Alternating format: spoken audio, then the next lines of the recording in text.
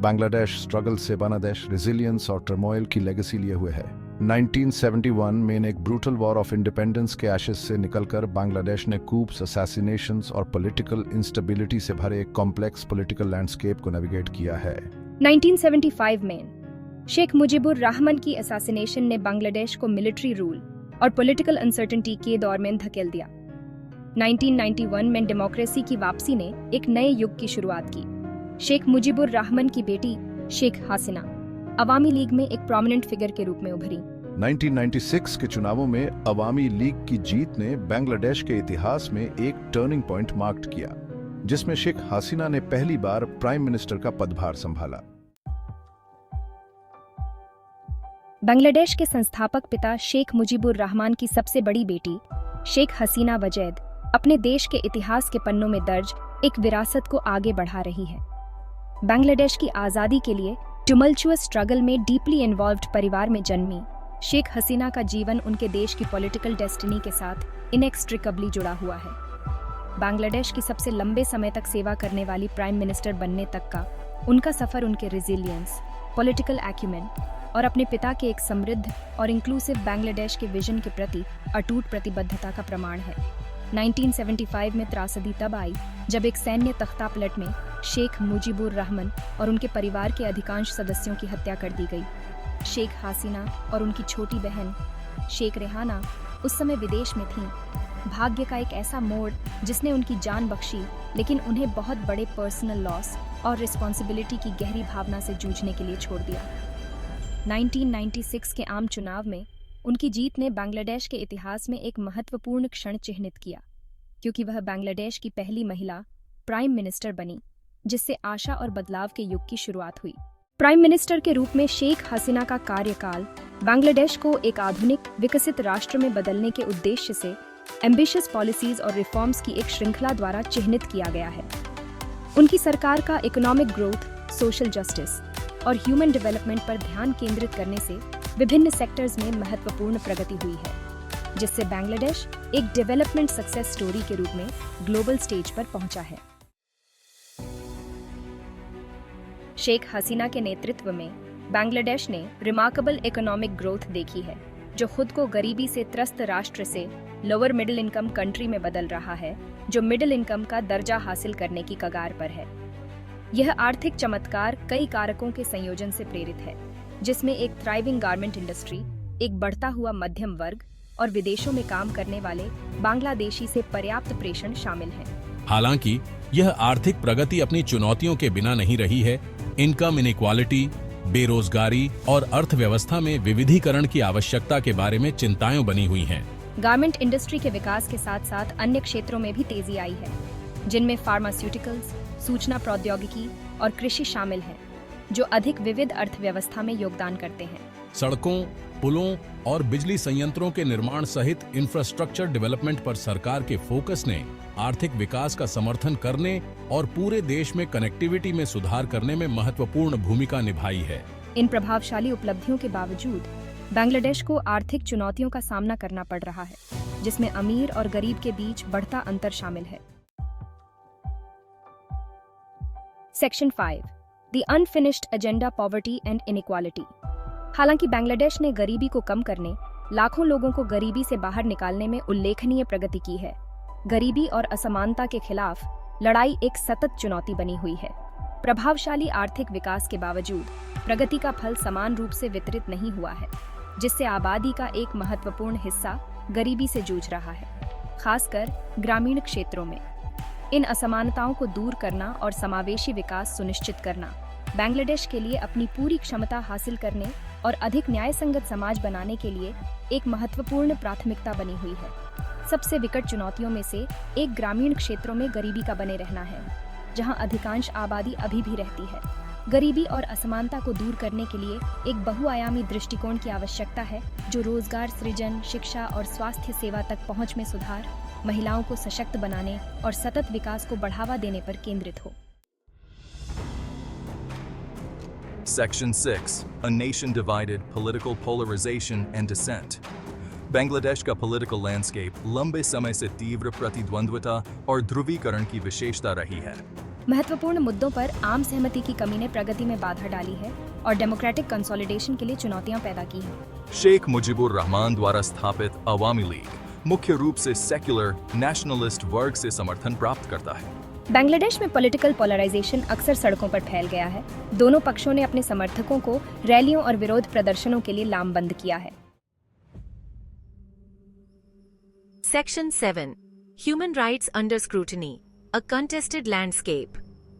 हाल के वर्षों में बांग्लादेश के ह्यूमन राइट्स रिकॉर्ड की जांच बढ़ गई है। अंतर्राष्ट्रीय संगठनों और मानवाधिकार समूहों द्वारा कई मुद्दों पर चिंता जताई जा रही है, जिनमें extra judicial killings, enforced disappearances, बोलने और सभा करने की स्वतंत्रता पर प्रतिबंध और असंतोष के लिए सिकुड़ती जगह शामिल है। सरकार ने यह सुनिश्चित किया है कि वह मानवाधिकारों को कायम रखने के लिए प्रतिबद्ध है और कोई भी दुर्व्यवहार अलग थलग घटनाएं हैं, लेकिन आलोचकों का तर्क है कि ये घटनाएं दमन के व्यापक पैटर्न और दंड से मुक्ति की संस्कृति की ओर इशारा करती हैं। मानवाधिकार समूहों ने कानून प्रवर्तन एजेंसियों द्वारा कथित एक्स्ट्रा जुडिशियल किलिंग्स के कई मामलों का दस्तावेजीकरण किया है, अक्सर उचित प्रक्रिया या जवाबदेही के बिना। बोलने और सभा करने की आजादी पर प्रतिबंध ने भी अलार्म बजा दिया है। इन कानूनों के तहत पत्रकारों, ब्लॉगर्स और कार्यकर्ताओं को गिरफ्तार किया गया है और उन्हें हिरासत में लिया गया है, जिससे मुक्त अभिव्यक्ति के लिए जगह सिकुड़ने और असंतोष पर एक द्रुतशीतन प्रभाव पड़ने की चिंता बढ़ गई है। Section 8. The Rohingya Crisis. A Humanitarian Catastrophe. Rohingya संकट। बांग्लादेश की दहलीज पर सामने आई एक मानवीय आपदा ने देश के सामने एक अभूतपूर्व चुनौती पेश की है। पड़ोसी म्यांमार में उत्पीड़न से भाग रहे 10 लाख से अधिक रोहिंग्या शरणार्थियों की आमद ने बांग्लादेश के संसाधनों पर दबाव डाला है और करुणा और आतिथ्य की उसकी क्षमता का परीक्षण किया है।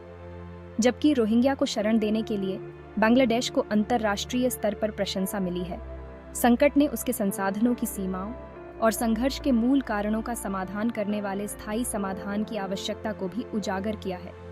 रोहिंग्या, एक स्टेटलेस मुस्लिम अल्पसंख्यक समूह, को म्यांमार में दशकों से उत्पीड़न और भेदभाव का सामना करना पड़ा है, जहां उन्हें बुनियादी अधिकारों से वंचित रखा जाता है और हिंसा और विस्थापन का शिकार बनाया जाता है। इतनी बड़ी शरणार्थी आबादी की मौजूदगी ने पर्यावरणीय चुनौतियां भी पैदा की हैं, क्योंकि कॉक्स बाजार क्षेत्र में वनों की कटाई और प्रदूषण प्रमुख चिंताएं बन गई हैं। Section 9. Navigating the Global Stage, Bangladesh's Foreign Policy. प्रधानमंत्री शेख हसीना के नेतृत्व में बांग्लादेश की फॉरेन पॉलिसी एक व्यावहारिक दृष्टिकोण की विशेषता रही है, जो क्षेत्रीय और वैश्विक गतिशीलता के साथ अपने राष्ट्रीय हितों को संतुलित करना चाहता है। देश ने इकोनॉमिक डिप्लोमेसी को प्राथमिकता दी है, विदेशी निवेश को आकर्षित करने, व्यापार को बढ़ावा देने और अपनी आर्थिक भागीदारी को बढ़ाने की मांग की है। साथ ही बांग्लादेश ने बहुपक्षीय मंचों में सक्रिय भूमिका निभाई है, जलवायु परिवर्तन, गरीबी उन्मूलन और शांति स्थापना जैसे मुद्दों की वकालत की है। बांग्लादेश की फॉरेन पॉलिसी के प्रमुख स्तंभों में से एक क्षेत्रीय सहयोग पर उसका ध्यान केंद्रित करना रहा है, खासकर दक्षिण एशियाई क्षेत्रीय सहयोग संघ या सार्क के भीतर। बांग्लादेश ने भारत और चीन दोनों के साथ घनिष्ठ संबंध बनाए रखने की मांग की है, जो दो उभरती हुई एशियाई शक्तियां हैं जिनका इस क्षेत्र में महत्वपूर्ण प्रभाव है। बांग्लादेश ने ग्लोबल स्टेज पर भी सक्रिय भूमिका निभाई है, खासकर संयुक्त राष्ट्र जैसे बहुपक्षीय मंचों पर। देश बहुपक्षवाद, शांति स्थापना और नियमों पर आधारित अंतर्राष्ट्रीय व्यवस्था का प्रबल पक्षधर रहा है।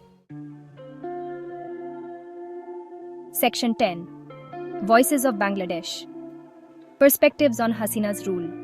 प्रधानमंत्री के रूप में शेख हसीना के लंबे कार्यकाल ने बांग्लादेश के लोगों से कई तरह की राय और दृष्टिकोण प्राप्त किए हैं, जहां उनके समर्थक आर्थिक विकास को आगे बढ़ाने, गरीबी कम करने और ग्लोबल स्टेज पर बांग्लादेश के कद को ऊंचा करने में उनके नेतृत्व की प्रशंसा करते हैं। वहीं उनके आलोचक ऑथोरिटेरियन टेंडेंसीज, मानवाधिकारों के हनन और लोकतांत्रिक जगह के क्षरण के बारे में चिंता व्यक्त करते हैं। कई बांग्लादेशियों के लिए, खासकर वे लोग जिन्होंने देश की आर्थिक प्रगति से लाभान्वित हुए हैं, शेख हसीना को एक मजबूत और निर्णायक नेता के रूप में देखा जाता है, जो देश में स्थिरता और समृद्धि लाए हैं। हालांकि हसीना के आलोचकों का तर्क है कि आर्थिक विकास पर उनकी सरकार का ध्यान लोकतांत्रिक मूल्यों और मानवाधिकारों की कीमत पर आया है। वे एक अधिक समावेशी और पार्टिसिपेटरी डेमोक्रेसी की वकालत करते हैं, जहां असहमति को सहन किया जाता है, मानवाधिकारों का सम्मान किया जाता है और कानून का शासन कायम रहता है। Section 11 charting a course the future of Bangladesh. Bangladesh अपने इतिहास के एक महत्वपूर्ण मोड़ पर खड़ा है। देश ने हाल के दशकों में उल्लेखनीय प्रगति की है, खुद को गरीबी से त्रस्त राष्ट्र से लोअर मिडिल इनकम कंट्री में बदल दिया है, जो मिडिल इनकम का दर्जा हासिल करने की कगार पर है। हालांकि चुनौतियां बनी हुई हैं, जिनमें लगातार गरीबी और असमानता को दूर करना, लोकतांत्रिक संस्थानों को मजबूत करना और एक जटिल भू राजनीतिक परिदृश्य को नेविगेट करना शामिल है। बांग्लादेश के सामने सबसे विकट चुनौतियों में से एक गरीबी और असमानता के मूल कारणों को दूर करने की आवश्यकता है। लोकतांत्रिक संस्थानों को मजबूत करना और सुशासन को बढ़ावा देना बांग्लादेश की दीर्घकालिक स्थिरता और प्रगति के लिए महत्वपूर्ण है। बांग्लादेश को एक जटिल और तेजी से विकसित हो रहे भू राजनीतिक परिदृश्य को नेविगेट करने की चुनौती का भी सामना करना पड़ता है। देश को अपने राष्ट्रीय हितों और सोवरेनिटी की रक्षा करते हुए क्षेत्रीय और वैश्विक शक्तियों के साथ पारस्परिक रूप से लाभकारी साझेदारी बनाने के लिए अपने रणनीतिक स्थान और अपने बढ़ते आर्थिक दबदबे का लाभ उठाने की आवश्यकता है।